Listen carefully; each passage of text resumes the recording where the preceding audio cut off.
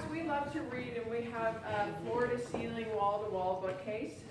So I selected one of the books out of the bookcase, and it has a lot of stories in it that many of you have either read when you were to your children or have had someone read to you.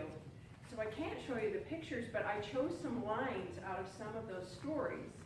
And I wanted to show you those lines, and so today for our table topics, you have to create the story that you feel inspired by one of these lines. And you can just select which one you want to do when it's your turn to come up here. So the first one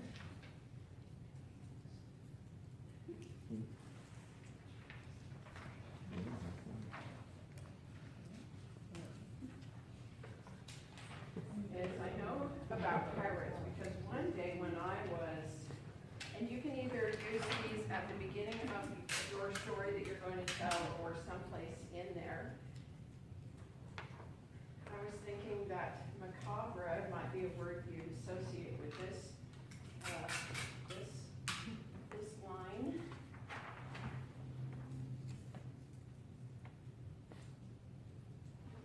Someone, let's see.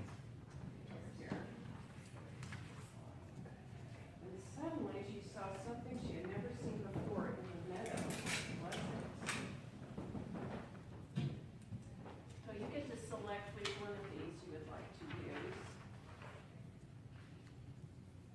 Bang, crash, slam, when suddenly it was quiet. And the next one is, I don't know, I'll tell you which stories they come from, some of these stories. In the great green room there was a.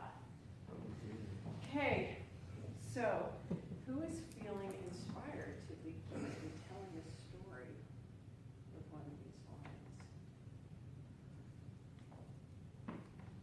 Can you choose Ryan? one? Yes, you can choose one. You don't need to be excited. All right. I didn't want you to have to think of it I'll just choose a drawing big it. crash slam. Okay. All right, so my wife and I, we got married in 1996 and we moved down to Texas.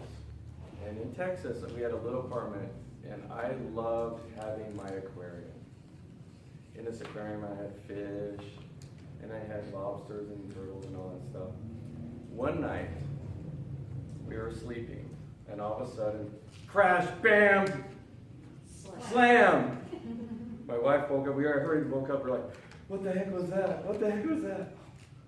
And so I get under the bed because I had like this bat or something. I remember. I think it was a rubber bat or something, a phone bat. And she starts picking up the phone and starts dialing 911. And then we hear this, like this macabre of something going across the floor. And we were like, someone's in the room. So I decided to turn on the lights finally, because when you think about things like that, it's sense goes out the window. It was my lobster that got out of the aquarium. Just crawling around the floor. So that was my macabre story.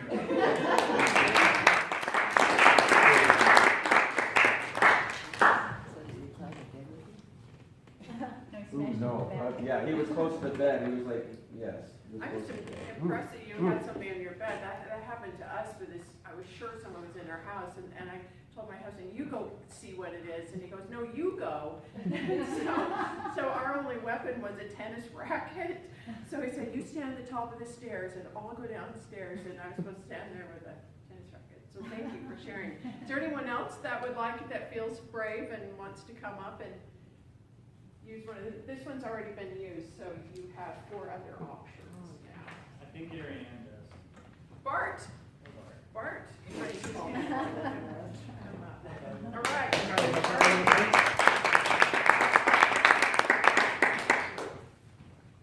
I'm going to do this one. Except I wasn't in a meadow. I was in Japan. And I wasn't the one seeing it. I was being seen. When I turned 30, I had the, what is it? I'm drawing a blank now. Midlife crisis.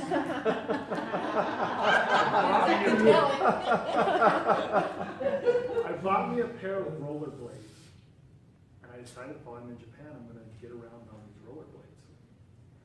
And I'm coming home from the gym in this back road amongst some fields in Japan, and the fields are quite different. They kind of are on levels. And all of a sudden, I'm coming by, and there's a car in the middle of this field. And I actually saw him go off and jump into the field. It was a Matsuri Day. It was a city celebration. And he was drunk. And he was crawling out of his car. Now, can you imagine me on rollerblades? Imagine, I'm a little bit taller than I am just standing. I'm in Japan where I'm already tall.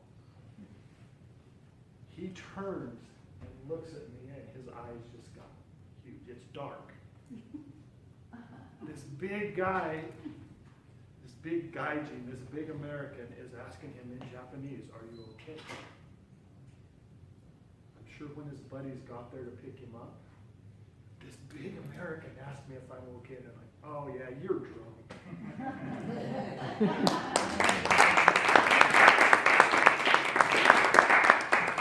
Do we have time for one more, or?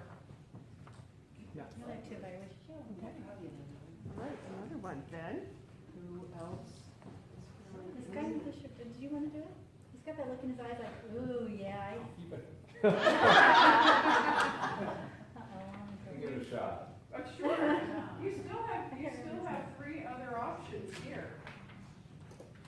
I don't know how your pirate speak is. Choose any one of those. So take it away. Thank you. So at the end of my freshman year of college, I had my motorcycle in Utah, and I had about 2 weeks to kill before I needed to be back home, and I had about $150 in cash. So of course I decided to take a long journey on a motorcycle, under-equipped, underfunded, didn't really know exactly where I was going. So I went down south and through Arizona and Nevada and into California. And as I was driving through the northern part of California, I was getting tired one day. It was kind of cold, and cold kind of makes you tired on a motorcycle. But the sun was shining. It was like 55 degrees and sunny, and I was getting colder and colder and colder. I thought, you know, I should just find some place and take a nap in the sun and just kind of let myself warm up. So I found a little rest stop, and there was a table. And I got all this gear on. I'm like, well, I'll just lie down in my gear, and I'll just lie right on top of the table because there's no one around. And so, and I think I might have even left my helmet on to keep my head up or something. So I'm sleeping on this picnic table, and some amount of time goes by, and I wake up, and I hear, "Jimmy cut his throat." So I don't move my head, but I do open my eyes. I'm looking around, and there's a couple, these Harley Davidson guys. You know, they dress up like pirates. Leather, and I don't know if they have the eye patch, but they bandana. And so that's how I know about pirates.